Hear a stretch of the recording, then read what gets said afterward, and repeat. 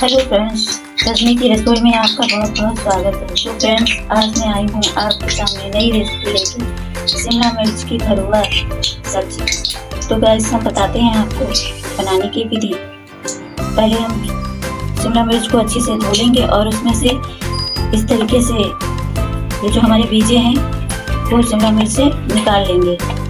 और फिर हम चढ़ाएंगे कढ़ाई और उसमें डालेंगे शिमला मिर्च इस तरीके से।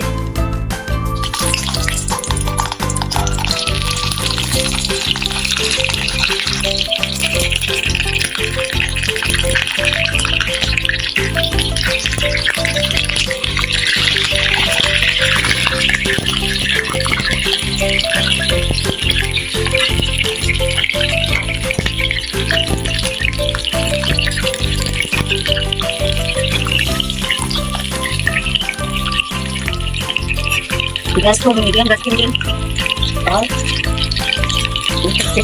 बनाते रहेंगे।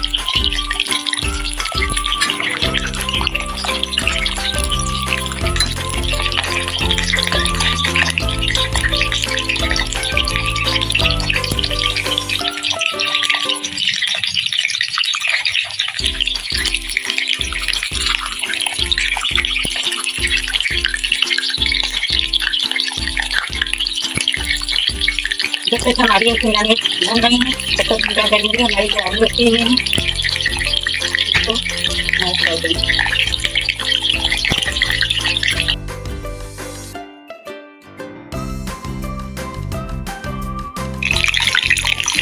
इस तरीके से हम पलट के अच्छे से भून लेंगे। ताकि हम इसमें स्टफिंग है